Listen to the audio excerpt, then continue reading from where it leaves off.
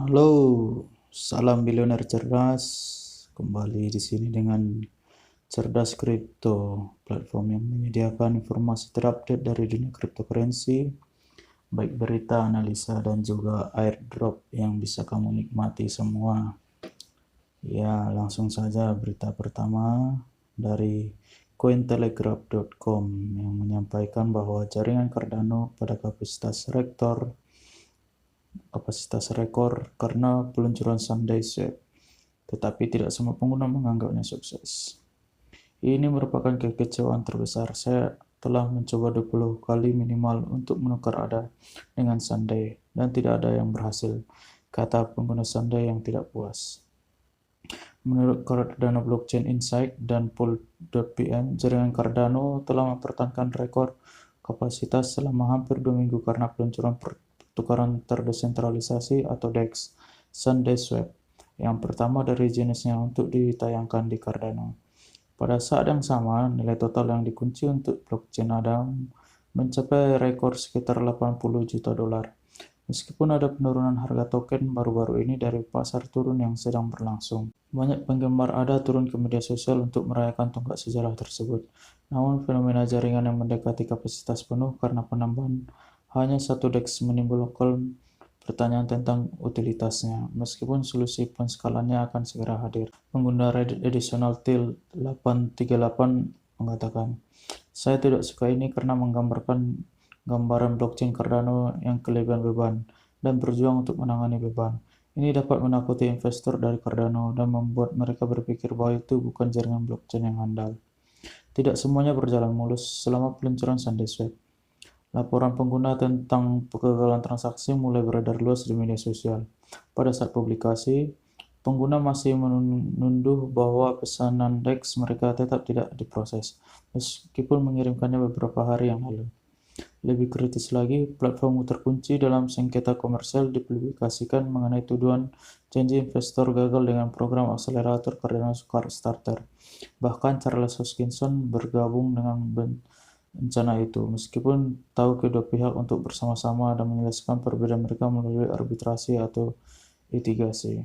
Iya, DEX yang baru diluncurkan oleh Cardano mengalami muatan yang berlebih sehingga membuat kemacetan dalam jaringannya. Berita berikutnya dari Zcrypto. Solana berada untuk aktivitas jaringan besar saat Sam Bankman-Fried FTX mengekspresikan keyakinan pada blockchain meskipun padam.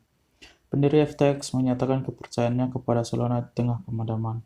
Ia percaya bahwa lebih banyak pekerjaan harus dilakukan sebelum jaringan mencapai potensi sebenarnya. Banyak pakar melihat pemadaman listrik sebagai bukti daya tarik Solana. Solana mengalami pemadaman jaringan utama ke-6 dalam sebulan terakhir minggu lalu, yang berlangsung selama lebih dari 8 jam. Jaringan dalam sebuah pernyataan di situs web mereka menyalahkan pemadaman pada transaksi duplikat, membuat banyak pengguna frustasi. Selama pemadaman, Solana kehilangan lebih dari 27% nilainya. Solana mengalami penurunan performa minggu ini, tapi terdegradasi itu relatif dari apa ke apa. Sejauh yang saya tahu, selama seminggu ketika ada masalah kinerja, dan jika ada mengecualikan semua transaksi pemungutan suara dari TPS, itu masih memproses lebih banyak transaksi daripada semua blockchain utama lainnya gabungan. Bankman-Fried mencatat, meski jaringan belum maksimal, tapi masih banyak yang bisa dilakukan. Dia mengungkapkan bahwa kesengsaraan baru-baru ini hanyalah indikasi bahwa lebih banyak pekerjaan harus dilakukan. Fred percaya bahwa ini bukan masalah, karena akan selalu ada lebih banyak pekerjaan yang harus dilakukan. Menurutnya, jaringan hanya perlu ditingkatkan untuk memenuhi permintaan. Selama pemadaman minggu lalu, salah satu pendiri Solana Labs, Anatoly Yakovenko, menyulut api frustasi komunitas dengan menjelaskan situasi. Di tengah krisis, co-founder men-tweet, "LOL." Di samping gambar yang menunjukkan lebih dari 2 juta transaksi duplikat yang dilaporkan. Meskipun pakar industri seperti Bankman-Fried telah mengambil hal positif dari kinerja di bawah standar yang dirasakan. Al-Qessah, ahli strategi aset digital dan kripto global di Bank of America Securities Inc., mengatakan pemadaman sebagian merupakan fungsi dari kesuksesan Solana, karena pengguna dan aktivitas pengembang telah tumbuh secara signifikan lebih cepat daripada kematangan protokol, catatnya sebagai tanda banding yang diadakan jaringan. Berita berikutnya dari Finbold, Coinbase. Masa depan kripto muncul lebih cerah dari sebelumnya. Pertukaran cryptocurrency Coinbase telah menekankan bahwa sektor mata uang digital memiliki masa depan yang cerah, terlepas dari ketidakpastian pasar jangka pendek. Dalam postingan blog yang diterbitkan pada 28 Januari, Coinbase menegaskan kembali bahwa koreksi pasar ini tidak mendekati level musim dingin kripto 2018, mempertahankan ada fundamental signifikan yang terikat untuk terus mendorong pertumbuhan di sektor ini. Coinbase memproyeksikan bahwa aplikasi Metaverse kemungkinan akan beralih dari inisiatif terdesentralisasi ke perusahaan tradisional seperti Microsoft dan Meta. Selanjutnya, bursa menyoroti bahwa pertumbuhan sektor cryptocurrency dikaitkan dengan aliran masuk modal ke ruang angkasa yang terutama didorong oleh institusi. Sepanjang tahun 2021, sektor cryptocurrency menarik 30 miliar dolar dari perdanaan Ventura, lebih banyak dari tahun-tahun sebelumnya.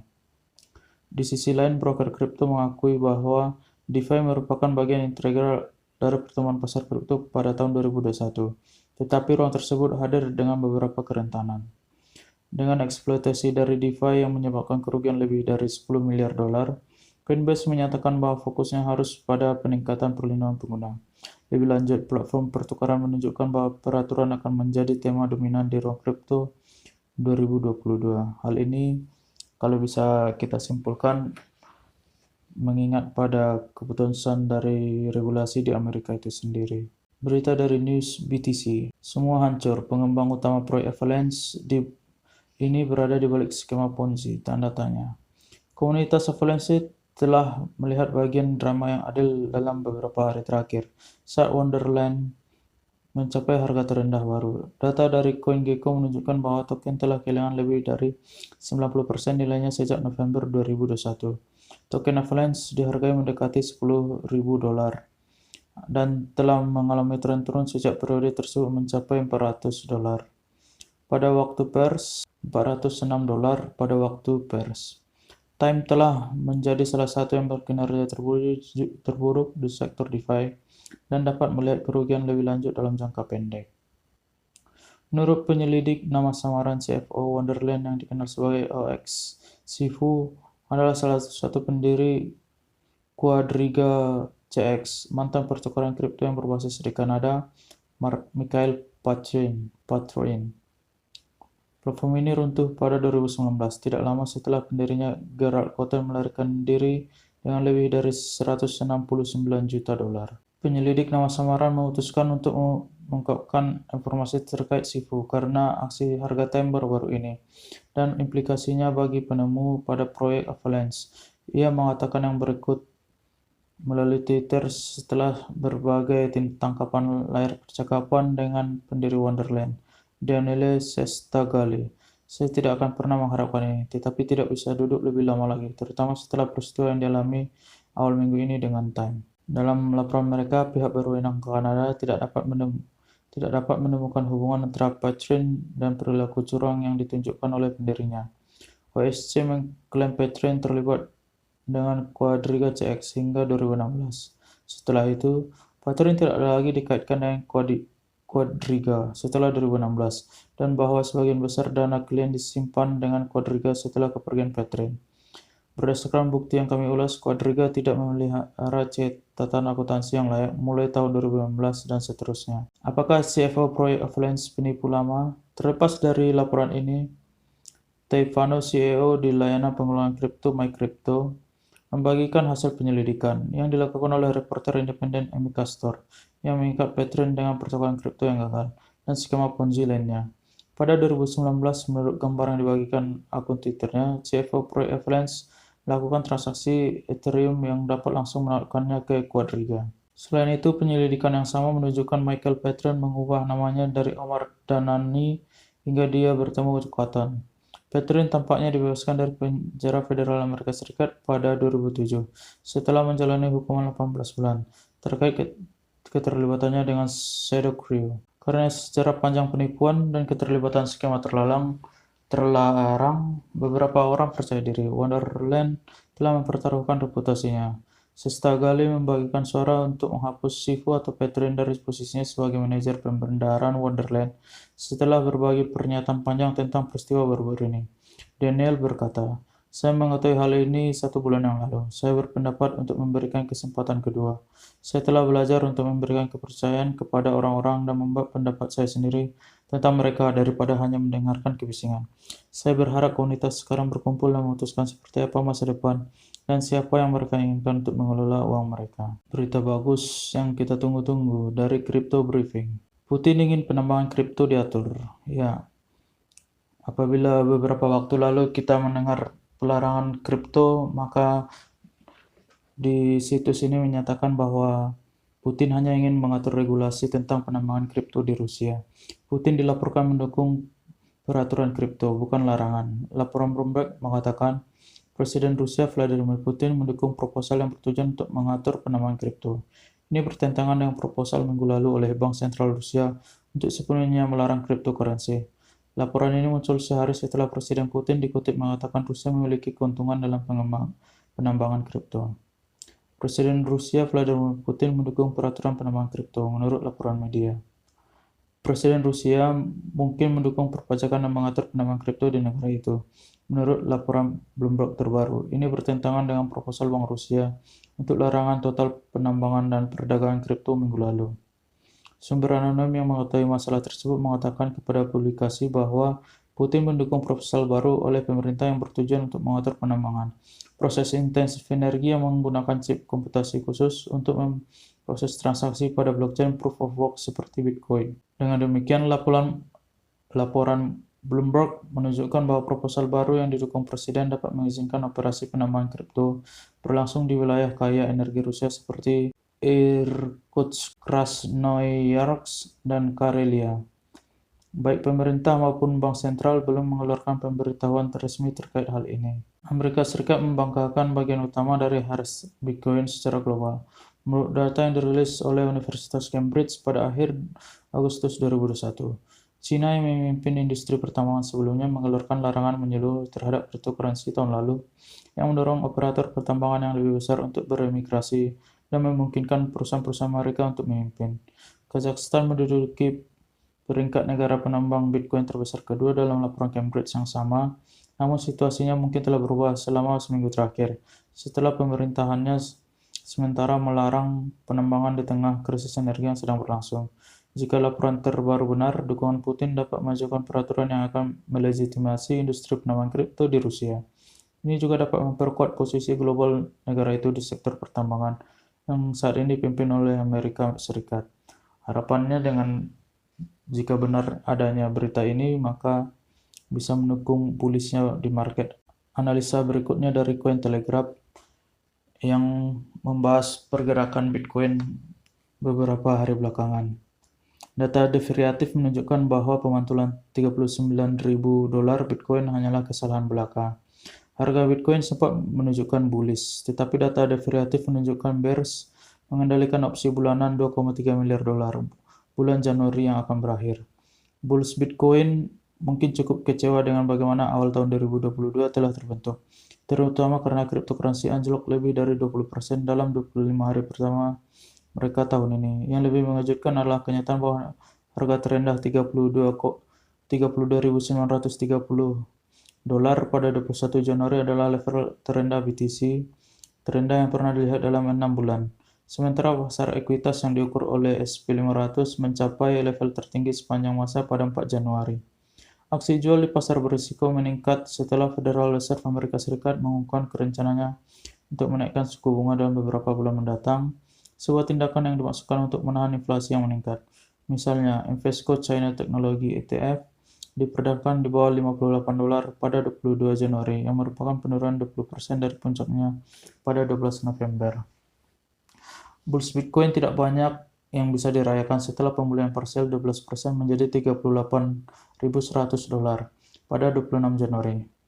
Pertama, harga Bitcoin turun 35% selama 2 bulan terakhir, dan yang lebih penting, jika Bitcoin diperdagangkan di bawah $38.000 pada tanggal 28 Januari, opsi bulanan kadaluarsa bearish ditetapkan untuk keuntungan sebesar 350 juta dolar. Opsi Bitcoin mengumpulkan pada pandangan pertama opsi call 1,52 miliar dolar, membayangkan opsi put 760 juta dolar. Tetapi rasio call to put 1,69 menipu karena penurunan harga baru-baru ini kemungkinan akan menghapus sebagian besar taruhan bullish. Berikut adalah 3 skenario yang paling mungkin untuk opsi 2,3 miliar dolar yang berakhir pada 14 Januari. Ketidakseimbangan yang menguntungkan masing-masing pihak mewakili keuntungan teoritis. Dalam praktiknya tergantung pada harga kadaluarsa, jumlah kontrak dan jual yang aktif bervariasi. 1. Antara 35.000 dolar dan 37.000 dolar, 660 beli melawan 13.550 jual. Hasil beresnya adalah 450 juta dolar untuk opsi jual. Yang kedua, antara 37.000 dolar dan 39.000 dolar, 1.300 beli dan 13.100 dolar posisi jual. Hasilnya adalah 315 juta untuk opsi jual. Antara 39.000 dan 41.000 dolar, yaitu 3.710 beli dan 8.170 jual. Hasil bersih menguntungkan bearish sebesar 180 juta. Perkiraan kasar ini mempertimbangkan opsi panggilan yang digunakan dalam taruhan bullish dan menempatkan opsi secara eksklusif dalam perdagangan netral hingga bearish. Namun penyederhanaan yang berlebihan ini mengabaikan strategi investasi yang lebih kompleks. Misalnya, pedagang bisa saja menjual opsi beli secara efektif mendapatkan exposure negatif terhadap Bitcoin di atas harga tertentu. Namun sayangnya tidak ada cara yang mudah untuk memperkirakan efek ini. Oleh karena itu, jika sentimen negatif jangka pendek saat ini berlaku, bearish dapat dengan mudah menekan harga 3% dari 38.100 dolar saat ini menjadi 36.900 dolar dan mengamankan keuntungan 450 juta dolar. Singkatnya, bearish benar-benar mendominasi 28 Januari opsi bulanan berakhir, memberikan sedikit harapan untuk pemulihan harga 40.000 dolar dalam jangka pendek. Sekian analisa Bitcoin dalam waktu dekat. Sekarang kita masuk airdrop. Airdrop pertama BitU. Airdrop BitU, total airdrop pool 22.000 BTU, hadiah 18 BTU plus 4.000 BTU untuk 30 perujuk teratas. BTU sudah terdaftar di Get.io, Bitmart, dan CoinMarketCap. Ikut airdrop BTU dengan bergabung Telegram, Twitter. 1.000 peserta yang valid akan dipilih secara acak oleh tim proyek. Tanggal distribusi yang diumumkan oleh proyek adalah 20 Februari 2022. Berikutnya airdrop Promodex. Total airdrop pool senilai 30.000 US dollar, hadiah promo senilai hingga 10 dolar, promo senilai 5.000 dolar untuk 50 terujuk teratas. Untuk bisa mengikuti airdrop, bergabung dengan grup Telegram, Twitter, berlangganan channel YouTube. Dan jangan lupa untuk subscribe juga channel YouTube Cerdas Kripto. 25.000 peserta yang valid akan dipilih secara acak oleh tim proyek. Tanggal distribusi yang diumumkan oleh proyek adalah 15 Maret 2022. Airdrop berikutnya yaitu Cryptorado. Cryptorado sudah diaudit oleh CoinScope, melakukan tugas dan mendapatkan hadiah 20 dolar untuk 1.000 peserta acak. Untuk referralnya senilai 25 dolar untuk 200 perujuk teratas. Ikuti caranya yang gampang melalui grup Telegram, Twitter. Total kumpulan airdrop yang ditawarkan adalah 25.000 dolar. Tanggal distribusi 10 Februari 2022. Airdrop berikutnya adalah Bored Company. Tugasnya ngikutin semua Telegram, Twitter, dan Discord. Hadiah yang ditawarkan itu total 3.000 dolar berupa GRT. Tanggal distribusi 7 Februari 2022. Airdrop berikutnya untuk hari ini AGD Lab. Tugas harusnya hanya mengikuti grup Telegram, Twitter, Facebook. Anda bisa mendapatkan total 4 juta AGD Lab. Tanggal distribusi 31 Juli 2022. Sekian berita, analisa, dan giveaway airdrop yang bisa Bilioner Cerdas ikuti. Semoga bermanfaat. Semua berita, analisa dan airdrop yang saya berikan bukan merupakan nasihat keuangan. Setiap keputusan yang Anda ambil merupakan tanggung jawab Anda sendiri. Mohon tidak untuk membayar sepeser pun untuk kegiatan apapun. Hati-hati dalam menggunakan uang Anda. Sekian analis dan berita kripto hari ini. Salam Bilioner Cerdas.